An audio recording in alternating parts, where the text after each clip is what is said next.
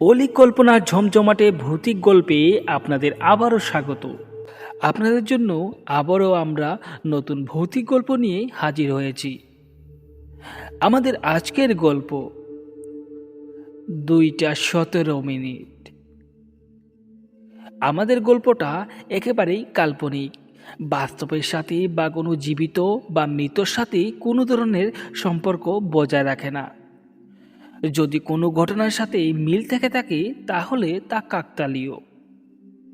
তাহলে চলুন আর দেরি না করে শোনা যাক আমাদের আজকের গল্প 2:17।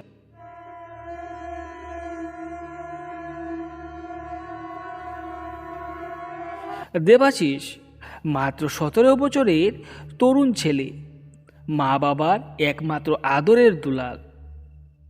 সে ছোটবেলা থেকেই যে জিনিস আবদার করত সেই জিনিস সে পেয়ে যেত। তার মা বাবা যে কোনো অবস্থায় সেই জিনিসটা তাকে এনে দিতেন। এরকমই জিদ্দি এবং ভালোবাসার জিনিস ছিল সে তার মা বাবার কাছে। এরকমই একদিন মেলায় সে তার মা বাবাকে নিয়ে যায় এবং মেলায় ঘুরতে ঘুরতে হঠাৎ তার একটা ঘড়ি পছন্দ হয়। ঘড়িটা অবশ্য হাতের ঘড়ি নয়, যেটা দেওয়ালে টাঙানো থাকে সেই ঘড়িটা। ঘড়িটা বড় অদ্ভুত ধরনের। এর কারুকার্যটা একেবারে অন্যরকম। বাকি সব ঘড়িদের সাথে যেন এর কোনো তুলনাই হয় না। ঘড়িটার প্রথম দেখাই দেবাশিসের ভালো লেগে যায় এবং সে বায়না ধরে যে সে এই ঘড়িটা বাড়িতে কিনে নিয়ে যাবে। মা মা, ওই দেখো, ওই দোকানের মধ্যে একটা ঘড়ি দেখা যাচ্ছে। কত সুন্দর ঘড়ি! মা, আমাকে ওই ঘড়িটা কিনে দাও না। কত সুন্দর দেখতে ঘড়িটা। দেও না মা, দেও না। ওই ঘড়িটা আমার দেওয়ালের মধ্যে টাঙিয়ে রাখবো। যদি মা ওই ঘড়িটা আমাকে কিনে না দাও তাহলে আজ আমি মেলা থেকে বাড়িতে যাব না। এই আমি বলে দিলাম। দেবাশিসের প্রচণ্ড বায়নায় তার মা বাবা তাকে এই ঘড়িটা কিনে দেয়। ঘড়িটা হাতে নিয়েই দেবাশিস একটা অন্য অনুভূতি অনুভব করলো।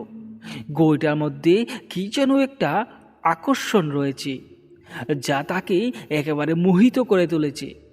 তার ভেতর থেকে কেমন যেন একটা আনন্দের অনুভব হচ্ছে। ঘড়িটা হাতে নিয়েই সে প্রচণ্ড খুশি। তারপর সারাটা মেলা সেই ঘড়িটা হাতে নিয়েই ঘুরল এবং বাড়িতে এনে সেই ঘড়িটা তার ঘরের দেওয়ালের বদলে তার মাথার কাছেই রেখে দিল, কারণ সেই ঘড়িটাকে সে খুব ভালোবেসে ফেলেছে।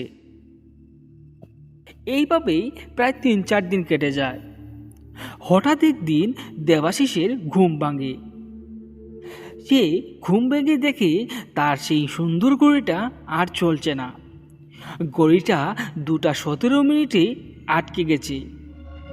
সে একটু হতভম্ব হয়ে সেই ঘড়িটার দিকে তাকালো। এ কি, ঘড়িটা হঠাৎ করে 2:17 বন্ধ হয়ে গেল যে? এটা কিভাবে হলো? এমনটা তো কখনো হবার নয়। মাত্র 2 দিন আগে এই ঘড়িটা মেলা থেকে কিনে এনেছি, এখন তো নষ্ট হবার নয়। তারপর দেবাশিস হাতের মধ্যে টোকাটুকি করে সেই ঘড়িটাকে আবার চালানোর চেষ্টা করলো। এই 2 দিনের মধ্যে তার একটা অদ্ভুত অভ্যাস তৈরি হয়েছে। ঘড়ির কাঁটা টিকটক টিকটক শব্দে তার ঘুমটা যেন আরও ভালোভাবে লাগে। এবার সেই টিকটক টিকটক শব্দটা না শুনতে পাবে বলে সে এবার দুশ্চিন্তায় পড়ে যায় এবং তার মনে মনে অনেক রাগও হচ্ছে। ঘড়িটা বারবার হাতের মধ্যে টুকাটুকি করছে এবং তার ব্যাটারিটাও সে খুলে দেখছে, কিন্তু তাতে কোনো ধরনের সে সমস্যা খুঁজে পেল না।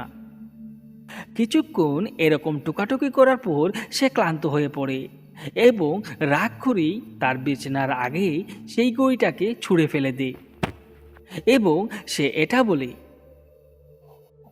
দূর চাই, কি সমস্যা হলো যে ঘড়িটার? যাই হোক, কাল সকালবেলা এই ঘড়িটা আবার দেখব। এই বলে দেবাশিস আবারও সে তার বিছানায় শুয়ে পড়ে।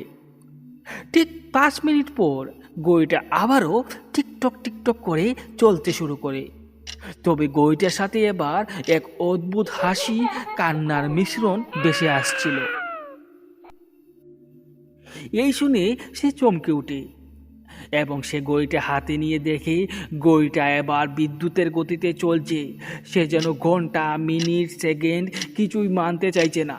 অদ্ভুত ভঙ্গিমায় মোটরের গতিতে সেই ঘড়ির কাঁটাগুলো ঘুরতে শুরু করেছে এবং সেই ঘড়ি থেকে ভয়ঙ্কর হাসি, কান্নার শব্দ বেরিয়ে আসছিল।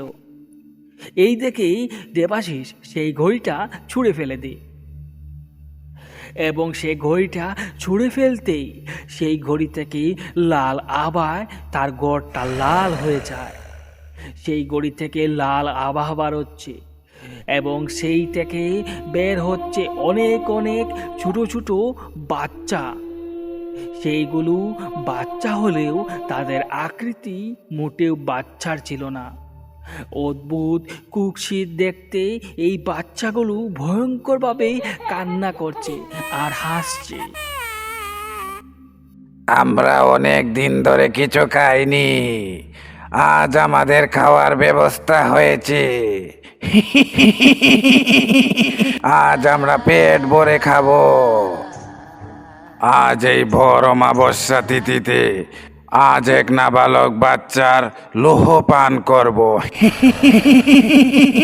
যুগ যুগ ধরে আমরা পিপাসী, আজ পেট ভরে লৌহ পান করব। আসো সবাই আসো।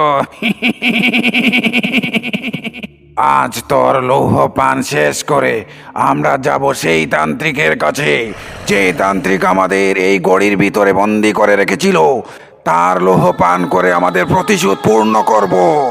আসো সবাই আসো, আক্রমণ করো।